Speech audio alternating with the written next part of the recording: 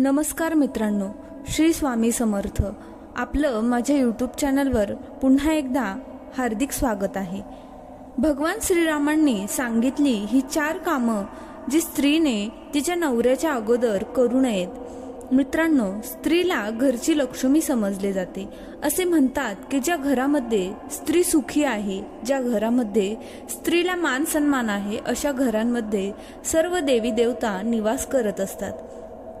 असे घर नेहमी सुख समृद्धीने संपन्न असते आणि ज्या घरामध्ये स्त्री दुःखी असते, जिचा वेळोवेळी अपमान केला जातो, अशा ठिकाणी दुःख, रोग, आजारपण, दरिद्रता तळ ठोकून राहते.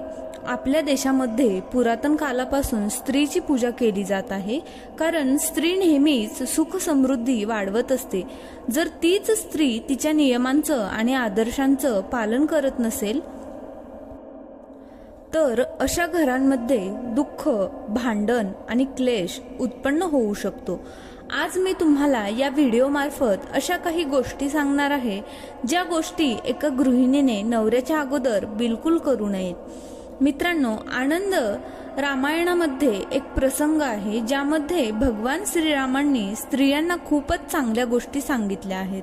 आपल्या घरातील स्त्री जर त्या गोष्टी तिच्या जीवनामध्ये अवलंबते तर अशी स्त्री नेहमीच त्या घरातील पुरुषांची प्रिय, आवडती स्त्री बनून राहते आणि त्याचबरोबर अशा घरांमध्ये कधीच गरिबी किंवा भांडणांचे वातावरण निर्माण होत नाही.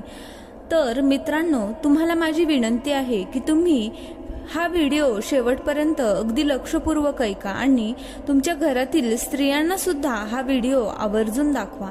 मित्रांनो, व्हिडिओमध्ये पुढे जाण्या अगोदर तुम्हा सर्वांना एक विनंती करते, तुम्ही जर अजूनही आपले चॅनल सबस्क्राईब केले नसेल तर आताच सबस्क्राईब करा.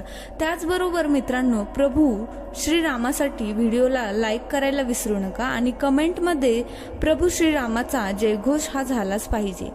मित्रांनो, ही घटना त्यावेळेची आहे जेव्हा प्रभू श्रीराम अयोध्येचे राजा होते. त्यांचे 2 पुत्र लव आणि कुश यांचा विवाह झाला होता. त्यावेळेला सीतामाता अयोध्येच्या महालामध्ये महाराणी बनून राहत होती. आता इथे काही लोकांच्या मनामध्ये हा प्रश्न नक्कीच निर्माण झाला असेल की सीतामाता महाराणी बनून अयोध्येच्या महालामध्ये कधी राहिली होती. ती तर ऋषी वाल्मिकीच्या आश्रमातून परत आल्यानंतर धरणी मातेमध्ये सामावून गेली होती आणि त्यावेळी लव, कुश यांचे लग्न सुद्धा झाले नव्हते. ते त्यावेळेला किशोरवयीन होते. तर मित्रांनो, या बाबतीत मनामध्ये संभ्रम बिलकुल ठेवू नका. प्रभू श्रीरामाचा अवतार एकाच वेळेला झालेला नाही, तर प्रत्येक कल्पमध्ये प्रभू श्रीरामांचा अवतार झालेला आहे. स्वामी तुलसीदास यांनी सुद्धा सांगितलं आहे की कल्प कल्प प्रती प्रभू अवतरही, चारुचरित नानाविधी करही. आणि ही कथा एका वेगळ्या कल्पाची आहे ज्यामध्ये सीतामाता धरणीमध्ये सामावते आणि प्रभू श्रीराम मातेला धरणी मातेकडून पुन्हा मागून घेतात. या कल्पमध्ये त्रेतायुगामध्ये भगवान श्रीरामाने 11,000 वर्ष अयोध्येवर राज्य केले होते. जेव्हा प्रभू श्रीरामाच्या दोन्ही पुत्रांचा लव आणि कुश यांचा विवाह झाला होता तेव्हा एके दिवशी त्यांच्या सोऱ्यांकडून काही भेटवस्तू आल्या होत्या. सुंदर सुंदर फुलांनी आणि फळांनी सजवलेल्या टोपल्या होत्या. भगवान श्रीरामांनी त्या टोपल्यांमधील काही टोपल्या सीतामातेकडे पाठवून दिल्या आणि काही टोपल्या श्रीरामांनी भावांमध्ये वाटल्या. मित्रांनो, झालं असं की सीतामाताकडे ज्या टोपल्या गेल्या होत्या त्यातील एका टोपलीला सीतामाता खोलून पाहू लागली. त्यांनी पाहिलं की टोपलीमध्ये सुंदर सुंदर कमलाची फुले ठेवलेली आहेत. माता सीतेने त्यातील एक कमळाचे फूल उचललं आणि त्याचा सुगंध घेऊ लागली. सीतामातेने हा विचार केला नाही की अजून त्या फुलांचा सुगंध माझ्या स्वामीने घेतलेला नाही, तर मग मी कसं घेऊ. त्यांनी त्या फुलाला प्रभू श्रीरामांना अर्पण न करताच त्या फुलांचा सुगंध घेतला. या गोष्टीला तुम्ही सीतामातेची एक चूक समजू शकता किंवा या जगाला काहीतरी शिक्षा देण्याचं एक माध्यम समजू शकता. कारण मित्रांनो, देवांकडून कधीच चूक घडत नाही आणि जर ते अशी चूक करू दाखवत असतील तर त्याचा उद्देश देखील हाच असतो की मानवजातीला यामधून काहीतरी शिक्षा देणे. ज्याप्रमाणे पंचवटीमध्ये सीतामाताने रावणाच्या मागण्याने रावणाला भिक्षा दिली होती, त्यावेळी त्यांनी अखंड नारी जातीला ही शिक्षा दिली की जेव्हा पण कुठलाही साधू संत गरीब उपाशीपोटी आपल्या द्वाराजवळ येत असेल तर अशा वेळी त्याला निराश करू नये. सोबतच त्यांची लक्ष्मण रेखेला पार करून हे सुद्धा सांगितलं की कुठल्याही साधू संतावर गरजेपेक्षा जास्त विश्वास ठेवू नये. आपलं स्वतःचं सुरक्षा कवच तोडून बाहेर जाऊ नये, कारण साधू वेशात सुद्धा कुठला तरी दानव येऊ शकतो. सीतामाता स्वतः जगदंबा होती. तिला माहीत होतं की हा कोणी साधू नाही तर राक्षस आहे, आणि तरी सुद्धा या जगातील सर्व स्त्रियांना शिक्षा देण्याच्या हेतूने मातेने ही लीला रचली होती. प्रिय मित्रांनो, जेव्हा सीतामाता त्यांच्या महालात बसून कमळाचा सुगंध घेत होती तेव्हा अंतर्यामी भगवान श्रीराम आपल्या दरबारात बसून हा सर्व दृश्य पाहत होते. त्यांनी खूप वेळा या गोष्टीवर विचार केला की जनकनंदिनी सीताच्या या कार्याने जगातील समस्त स्त्रियांना कोणता संदेश जाऊ शकतो. मी सुगंध न घेण्यापूर्वीच सीतेने या त्या कमळाचा सुगंध घेतला आहे. शीलवान पतिव्रता स्त्रीमध्ये हा गुण असूच शकत नाही. कोणताही स्वादिष्ट पक्वान किंवा सुंदर पदार्थ जर नवऱ्या अगोदर खायचाच आहे तर अशा वेळी सर्वप्रथम नवऱ्याची अनुमती घेऊन किंवा नवऱ्याला तो पदार्थ दिल्यानंतरच त्याचा आस्वाद घ्यावा, आणि यामुळे पतीचा अपमान केल्याचा दोष लागणार नाही. एका स्त्रीला पृथ्वीसारखं सहनशील आणि संतुष्ट असायला हवं, कारण सर्वांना खाऊ घालण्याचे काम स्त्रीचं असतं, आणि म्हणूनच स्त्री ही महान आहे जी सर्वांच्या खाण्यापिण्याची चिंता ठेवत असते. असं म्हणतात की ज्या घरामध्ये स्त्री असते अशा घरातील लोकांना पोट भरून जेवणाचे सुख सुद्धा मिळत असतं, आणि ज्या घरात स्त्री नसते अशा घरातील लोकांना पोट भरून जेवणाचे सुख सुद्धा मिळत नाही. आणि म्हणूनच म्हणतात की स्त्रीशिवाय घर हे घर नसतं. एक स्त्रीच घराला सजवत असते, आणि म्हणूनच तिला गृहिणी असं म्हणतात. तुम्ही तुमचं घर कितीही सुंदर बनवा, त्याला कितीही सजवा, कितीही चमकवा, परंतु जेव्हापर्यंत त्या घरामध्ये स्त्री नसेल तेव्हापर्यंत त्या घराला घरपण नसेल, त्या घराची कोणतीच शोभा नसेल. प्रभू श्रीरामांनी विचार केला, जर मी यावेळी शांत राहिलो तर सीतामाताने दाखवलेल्या या मार्गावर या जगातील सर्व स्त्रिया चालतील. आणि हाच विचार करून ते सीतामातेजवळ गेले. ते सीतामातेला एक शब्दही बोलले नाहीत, तर ते नेहमीप्रमाणे सीतामातेचे वेगवेगळ्या गोष्टीत कौतुक करत होते. प्रिय मित्रांनो, इथे भगवान श्रीराम पुरुषांसाठी सुद्धा एक खूप महत्त्वपूर्ण संदेश देत आहेत. तुमच्या घरातील स्त्रीकडून जर कोणती चूक घडली असेल तर पुरुषांनी हे कायम लक्षात ठेवावं की त्यांनी एकदमच त्यांच्या अंगावर धावून जाऊ नये, तर त्यांनी त्या स्त्रीला अशा प्रकारे समजवावं की तिला तिची चूकही समजून येईल आणि तिला अपमानित सुद्धा वाटणार नाही. कोणत्याही अपशब्दाचा वापर करू नये. असेच शब्द घरामध्ये वादविवाद, घरामध्ये अंतर निर्माण करतात. एकमेकांना असे अपशब्द वेगळे सुद्धा करतात. नात्यांमध्ये कटुपणा येतो. नेहमी लोक हीच चूक करतात की जेव्हा स्त्रीकडून कोणती चूक होत असेल तर अशा वेळी ते रागाने लाल होऊन जातात. नको नको ते शब्द तिला बोलत असतात. शेजाऱ्या पाजाऱ्यांच्या समोर तिला घालून पाडून बोलतात. तिला मारू लागतात. जो काम बिघडायचं होतं, ती जी चूक व्हायची होती ती आता झाली आहे. आता तुम्ही तिला घालून पाडून बोलल्याने, अपशब्द बोलल्याने, मारल्याने ती चूक सुधारणार नाही, तर यामुळे तुमच्या नात्यांमध्येच दुरावा येऊ शकतो. योग्य हेच आहे की तुम्ही चूक करणाऱ्याला अशा प्रकारे समजवा की त्याला वाईटही वाटणार नाही आणि त्याला त्याची चुकीची जाणीवही होईल, ज्याप्रमाणे प्रभू रामांनी सीतामातेला समजावलं होतं. श्रीरामांनी सीतामातेला कशा प्रकारे समजावलं होतं आपण पुढे जाणून घेऊया. जेव्हा प्रभू श्रीराम सीतेजवळ जाऊन बसले, त्यांच्यासोबत बोलू लागले, तेव्हा सीतामातेने सुद्धा मिळालेल्या त्या भेटवस्तू प्रभू श्रीरामांसमोर ठेवल्या. प्रभू श्रीरामांनी त्या टोपल्यांमधून काही फळं बाहेर काढली आणि ते त्यांचा आस्वाद घेऊ लागले आणि सीतामातेला सुद्धा त्यातील काही फळं दिली. भगवान श्रीरामांनी हा विषय अजून काढलाच नव्हता की मी फुलांचा सुगंध घेण्यापूर्वीच तुम्ही त्या फुलांचा सुगंध का घेतला. मित्रांनो, हळूहळू खूप दिवस निघून गेले. एके दिवशी सीतामाताने एकादशीचे व्रत केले होते आणि द्वादशीच्या दिवशी त्या तुळशीच्या बागेमध्ये गेल्या. तिथे जाऊन त्यांनी तुळशीची पूजा केली आणि तुळशीला परिक्रमा सुद्धा केली.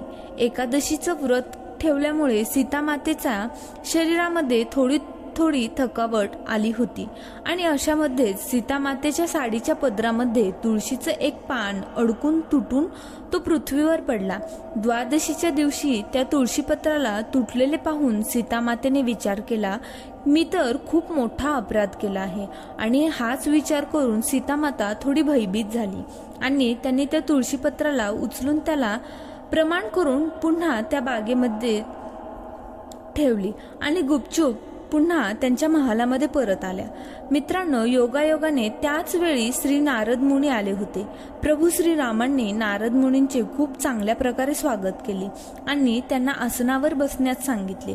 प्रभू श्रीरामांनी सीतामातेला भोजन वाढण्यास सांगितले. माता सीतेने 2 ताटांमध्ये भोजन वाढले.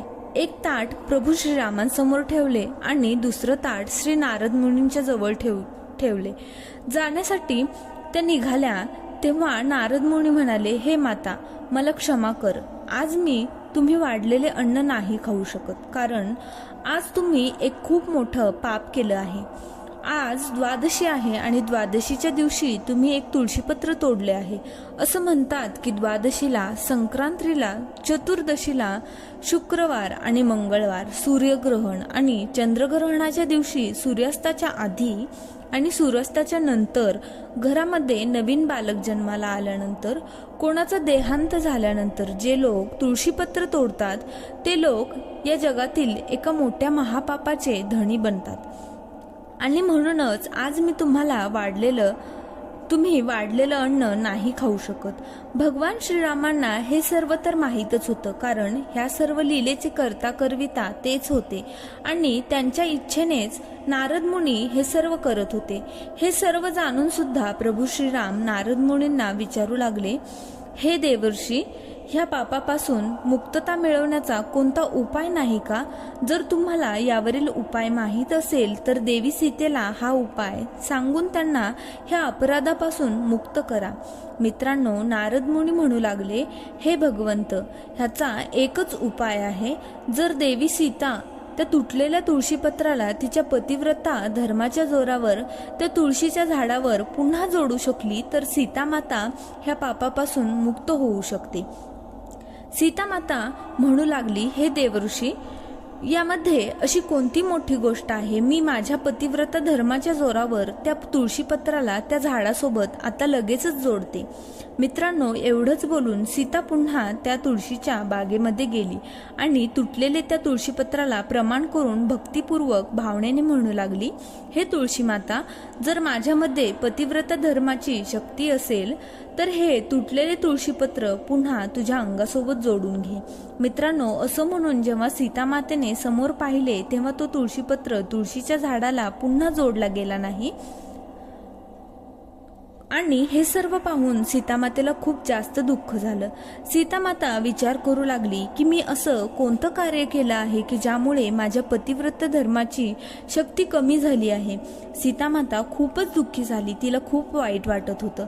नारद मुनींनी पाहिलं की माता खूप जास्त दुःखी आहे तेव्हा ते मातेच्या जवळ गेले आणि मातेला समजावू लागले, हे माते, या तुळशीपत्राच्या न जोडण्याचं कारण हेच आहे की तुम्ही प्रभू श्रीरामांच्या आधी कमलपुष्पाचं सुगंध घेतला होता. पतिव्रत स्त्रीने हे नेहमी लक्षात ठेवायला पाहिजे की तिच्या पतीने आनंदाने त्या पुष्पाचा सुगंध घेतला नसेल तर अशा वेळी स्वतःने सुद्धा कुठल्याही पुष्पाचा सुगंध घेऊ नये. आता तुम्ही एक काम करा, तुम्ही तुळशीपत्राला हे बोला की हे तुळशीपत्र, जर मी कमल पुष्पाचा सुगंध घेण्याव्यतिरिक्त दुसरं कोणतंही प्रतीचा निरादर केला असेल तर तुमच्या तुटलेल्या स्थानावर जाऊन पुन्हा जोडून जा. मित्रांनो, नारद मुनींच्या या म्हणण्यानुसार सीतामातेने पुन्हा तुळशीपत्राची प्रार्थना केली आणि म्हटलं, हे तुळशीपत्र कमल पुष्पांचा सुगंध घेतल्या व्यतिरिक्त जर माझ्याकडून अन्य कुठलाही पतीचा निरादर झाला नसेल तर तुम्ही तुमच्या स्थानावर जाऊन जोडून जा. मित्रांनो, सीतामातेच्या एवढ्या बोलल्यानंतर लगेचच तुळशीपत्र जाऊन पुन्हा त्याच्या स्थानावर जोडले गेले. सर्व देवी देवतांनी, ऋषीमुनींनी सीतामातेचा जय जयकार केला आणि त्याच वेळेला प्रभू श्रीरामांनी सीतामातेला जवळ घेतले आणि म्हणू लागले, हे देवी, ही सर्व माझ्याद्वारा रचली गेलेली एक लीला होती. माझ्या इच्छेनेच ते तुळशीपत्र तुटले होते. तुम्हाला समजावून सांगण्यासाठी मी हे सर्व केले होते. माझ्या बोलण्यानुसारच नारद मुनींनी तुम्ही दिलेले अन्न ग्रहण केले नाही आणि म्हणूनच तुम्ही नारद मुनींना क्षमा करा. सर्व नारी जातीला मी तुमच्या मार्फत एक शिकवण दिली आहे की त्यांनी त्यांच्या नवऱ्याच्या पूर्वी कोणत्याही गोष्टीचा उपभोग घेऊ नये. धर्माची स्थापना करण्यासाठी, सज्जनांनी रक्षा करण्यासाठी आणि दुष्टांचा विनाश करण्यासाठीच मी हा अवतार घेतला आहे. स्त्रियांनी त्यांच्या विवेक बुद्धीनेच पतिव्रता धर्माचे पालन केले पाहिजे. स्त्रियांनी कधीच हे 4 काम त्यांच्या नवऱ्याच्या पूर्वी करू नयेत. पहिले काम, कोणत्याही गोष्टीचा उपभोग नवऱ्यापूर्वी घेऊ नये आणि जर घ्यायचे असेल तर नवऱ्यासोबत किंवा नवऱ्याची अनुमती घेऊनच घ्यावे. दुसरे काम, कुठल्याही अनोळखी व्यक्ती सोबत वार्तालाप करू नये. जर तुमच्या घरी कुठल्याही अपरिचित व्यक्ती किंवा बाहेरचा व्यक्ती आला असेल आणि जर तो परिचित असेल तरी सुद्धा नवरा असताना त्याच्यासोबत वार्तालाप करू नये. तिसरी गोष्ट, नवऱ्याचा सल्ला घेतल्याशिवाय कोणत्याही मोठ्या गोष्टीची सुरुवात करू नये. चौथी गोष्ट, नवऱ्याची अनुमती घेतल्याशिवाय कुठल्याही व्यक्तीला घरी बोलावू नये आणि त्याच्यासोबत कुठे जाऊ नये. स्वतःच्या वडिलांच्या घरी सुद्धा नवऱ्याची अनुमती घेतल्याशिवाय जाऊ नये. संकट काळामध्ये स्त्रिया स्वतः निर्णय घेऊ शकतात. त्यांच्या खाजगी गोष्टी किंवा मान अपमानाच्या गोष्टी जर दुसऱ्या कोणाला सांगायच्या असतील तर अशा वेळी नवऱ्याला प्रथम बोलू द्यावे. असं केल्याने स्त्रियांचा स्वाभिमान, सन्मान सदैव टिकून राहतो. मित्रांनो, तुम्हाला व्हिडिओमधील विचार योग्य वाटले असतील तर या व्हिडिओला लाईक केल्याशिवाय जाऊ नका. भेटूया पुढच्या एका नवीन व्हिडिओमध्ये अशाच एका नवीन चर्चेसह. तुम्हा सर्वांचे मनपूर्वक आभार. जय श्रीराम, जय श्री हनुमान.